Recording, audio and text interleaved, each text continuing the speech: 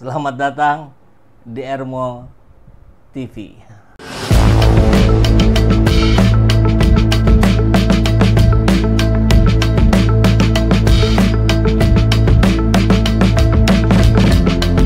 Bersama saya, Saiful Zaman, kebaikan yang terorganisir akan selalu mengalahkan kejahatan.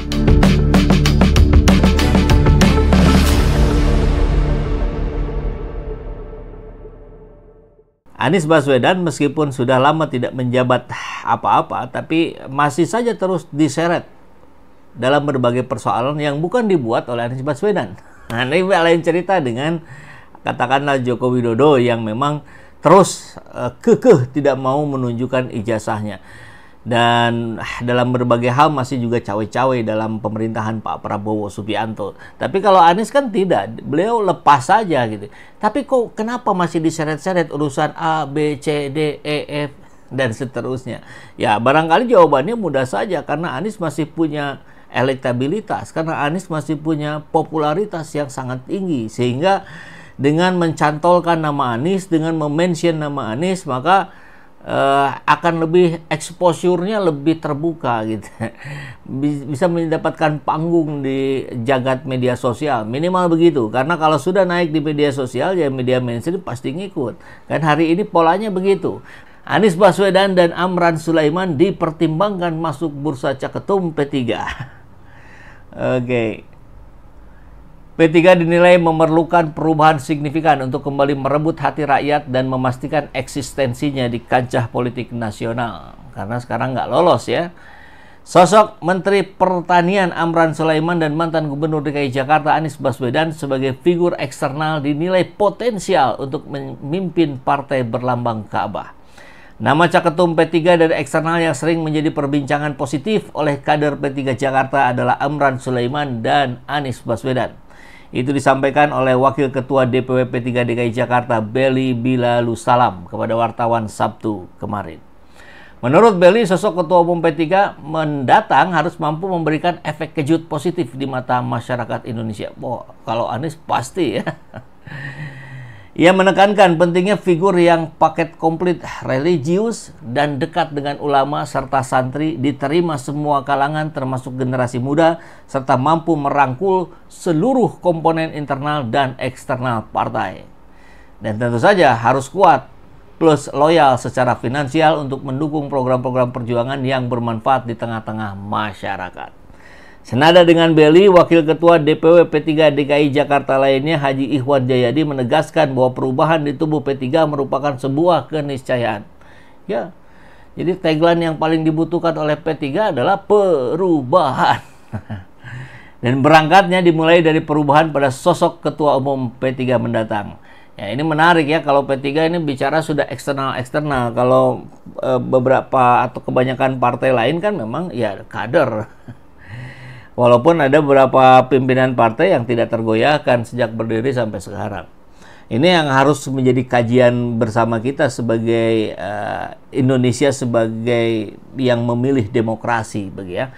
Karena demokrasi itu yang terdepan adalah partai politik. Tapi kalau partai politik di dalam tubuh partai politiknya saja sudah tidak demokratis, kemudian apa yang bisa diharapkan dalam pemerintahan yang demokratis? Kan kurang lebih begitu diskusi para pengamat dan ahli itu.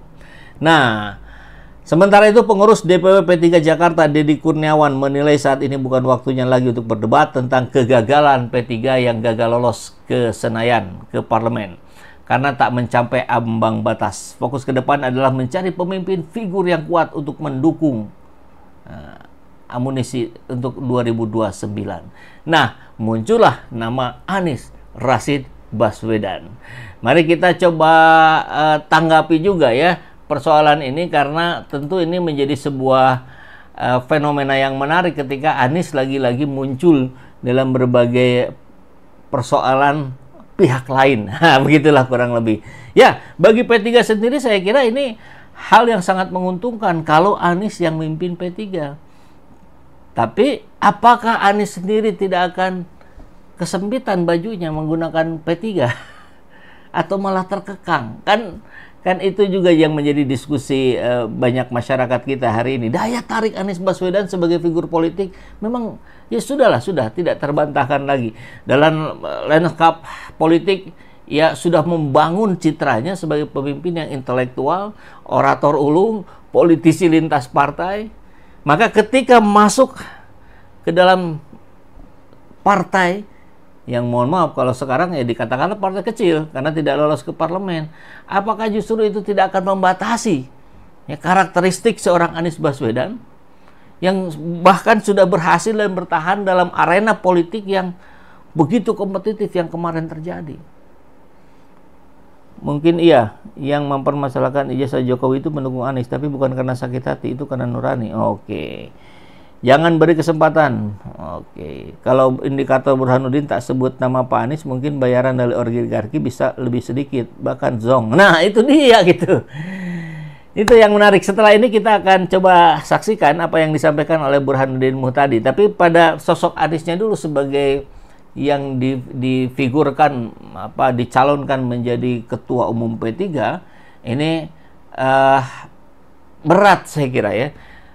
Dalam pandangan berbagai sudut pandang yang bisa kita lihat mengenai sosok seorang Anies Rashid Baswedan, ini agak sulit. Anies itu kan sudah dikenal mampu membangun koalisi lintas ideologi dari PKS, Nasdem, PKB gitu. Bahkan tanpa benar-benar terikat pada satu gerbong manapun. Ya, diminta. Bahkan menarik kalau justru hari ini kita melihat, kalau dikatakan Anies diharapkan memimpin P3, kemungkinan besarnya sih tidak. Karena kalau mau bicara tentang kedekatan,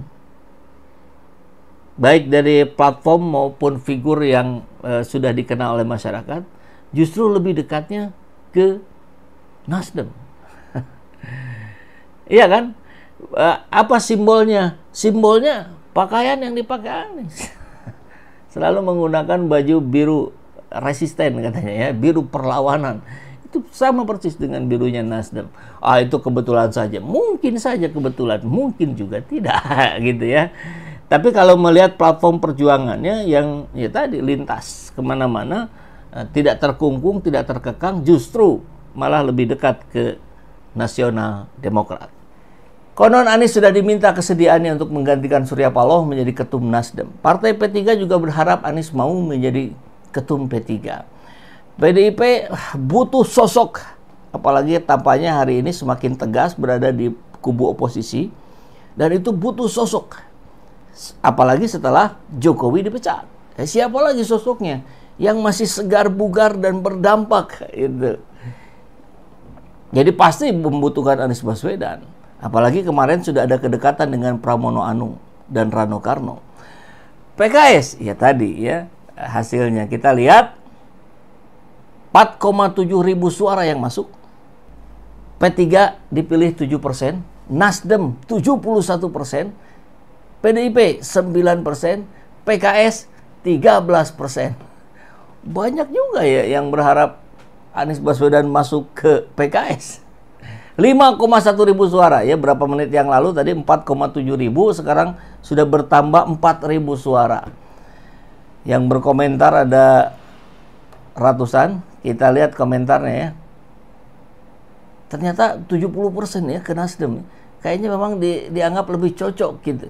Tempo hari sebetulnya dianggap lebih banyak cocoknya dengan PKS, tapi karena PKS gabung ke Kim dengan cara meninggalkan Anies dalam tanda kutip karena dianggap pro kontra, anggaplah begitu gitu.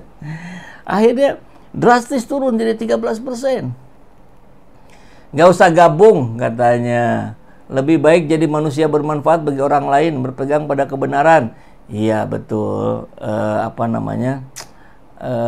Idealnya begitu ya. Tapi kalau sudah jadi orang politik ya gimana ya, harus ada partai politik memang. Pak Anies mending nyalon ketum P3, cocok dengan kepribadiannya. Apa ya kepribadian P3 emang cocok ya? Bukannya P3 tidak pernah oposisi dan selalu menginduk pada kekuasaan. Dan itu bukan profil kepribadian Anies. Saya kira berbeda ya. Tapi ya terserah saja. Kalau mau masuk bisa Nasdem, PKS dan PDIP, karena partai bisa dipercaya dan bisa diajak oposisi. Jangan Hanurapan P3 banyak pengkhianat, apalagi Golkar pelin-pelan. Tapi sekarang yang jadi oposisi PDIP ya. Sekarang, besok lusa walau alam. Kan kita tahu di dalam pemerintahan Prabowo itu tidak ada menteri dari PKS. Ada satu orang, tapi itu pun bukan kader PKS, tapi usulan PKS. Dari Nasdem tidak ada satupun yang jadi menteri. Jadi kalau kita bicara potensi oposisi, ya Nasdem ada jelas, PKS masih ada. Apalagi kalau PKS ingin memperbaiki citra gitu, yang kemarin cukup babak belur di pilkada, kemudian sosok Anies nempel, wah bisa balik lagi itu ya. Kebesaran hati Anies Baswedan kan sudah teruji dengan dia tetap mendukung Saihu Ilham di Jawa Barat, ya, pilihan dari PKS.